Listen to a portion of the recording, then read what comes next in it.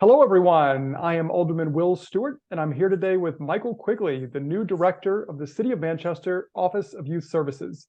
Today, we're going to be talking about this perhaps a little less well-known city department, but one which is arguably one of our most important for the future. Welcome, Michael.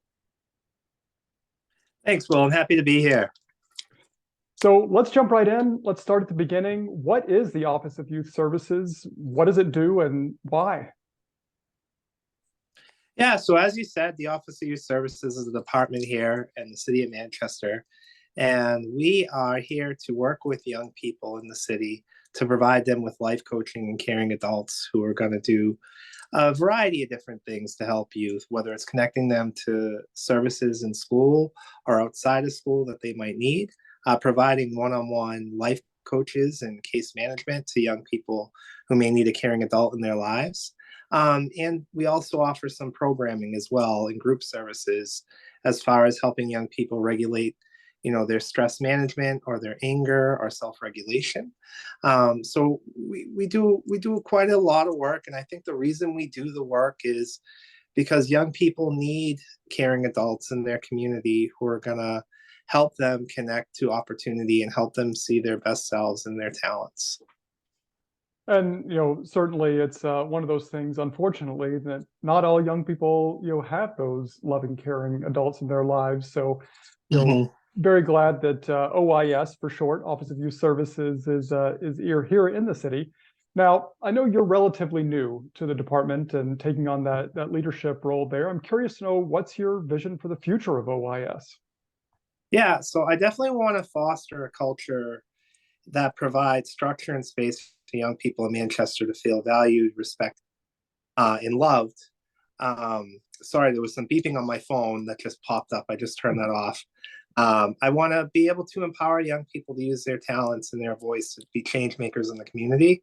And through that, I think it's empowered my staff to develop programming here for Opportunity Youth in particular. So that's my background, working with youth who are disconnected, whether that be from school or the workforce, or just from the community in general, and tapping back into that talent. So really, I think that sometimes young people feel marginalized or disrespected, and the moment that they have an adult in their lives that is showing them that you're worth being cared for, and I'm going to teach you how to care about yourself, and then you attach opportunity to that, they realize, like, wow, you know what, I'm actually really smart. I actually am really talented.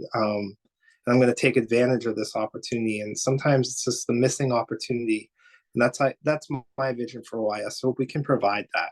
I hope we can provide that space.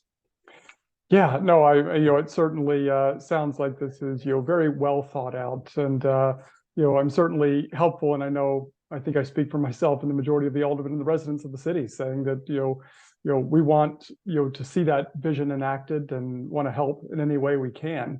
I'm curious to know, what do you see, in your kind of review of everything? What are the biggest challenges facing the youth of Manchester today? Yeah, it's really hard to say specifically to Manchester. I think in cities like Manchester that are bigger cities, the have the similar youth have the similar challenges everywhere.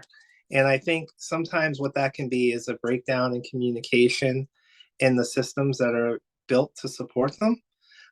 It can be that people don't necessarily understand sometimes what a young person's going through. There can be assumptions made about groups of people. So, for example, I've heard a lot in Manchester that, there are gangs everywhere. And sometimes it's just groups of youth hanging out that don't have anything to do. And people refer to that as a gang.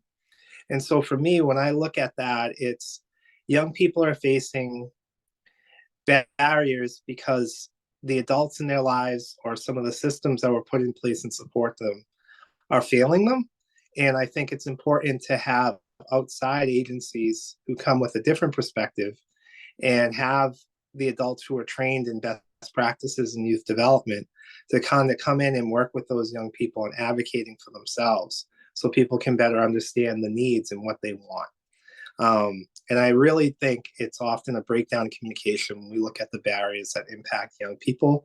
They don't necessarily know how to use their voice effectively to stand up for themselves and their community. And because of that, they get left behind. And so I'm hoping that OIS can foster an environment here in Manchester where young people feel empowered to be heard, and they're the ones that impact the change. That I don't come in here and decide this is what needs to be done. That I hear from the youth that are already here to tell me, this is what we need. How can you help us drive this?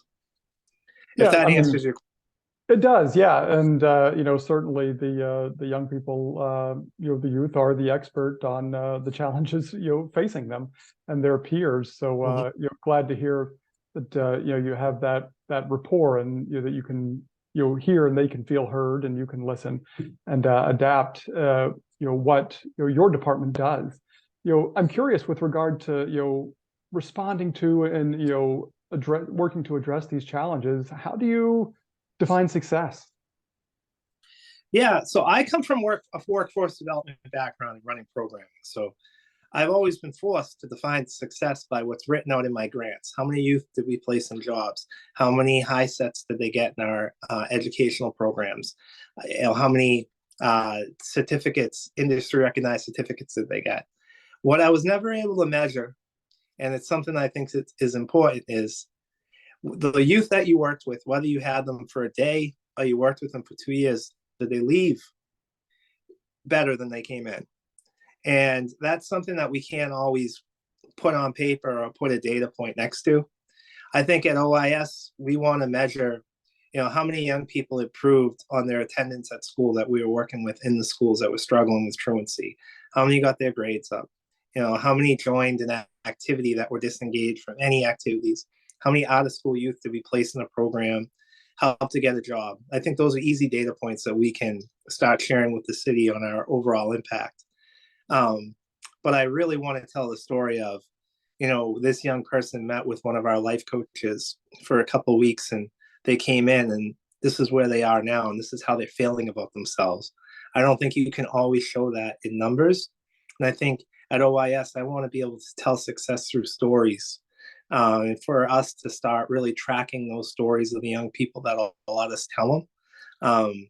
And for me, I really think that's how you define success. Do you have happy youth coming through your office? Are they leaving confident? Are they leaving like they feel loved and respected? If there's a way to measure that, that's how I really want to measure success. But ultimately, for now, it'll be through numbers. Well, for anyone who watches aldermanic meetings has probably heard me say that I'm a big fan of data, Mhm. excuse me, I and heard you measurement say. and making data-driven decisions. But I recognize too that there are limits, and how I think the phrase that comes to mind is, not everything that can be measured matters, and not everything that matters can be measured in Right. that way. So certainly, can appreciate it's hard to measure and quantify feelings and emotions of self-worth and belonging and having value and feeling loved. But it's not to say it's not important. It's one of the most important things in life, I think. Yeah, I do too. And I also understand the data too, because the data can drive opportunity. So something OIS hadn't been doing post COVID, and since I've come here, implemented, is really tracking how we're doing monthly. Staff are writing monthly reports now, reporting out on data, reporting out on how many youth they work with and what some of the goals are, and if they're making those goals. Because I think once that happens, you can see a small department like OIS grow into something bigger. You look at the health department and the amount of money they get brought in through grants. That's through data-driven best practices, and that's something we're going to bring here to OIS, because we can't rely on city funding to have our overall impact. We have to create the impact through the numbers that we have to turn that into opportunity for our young people.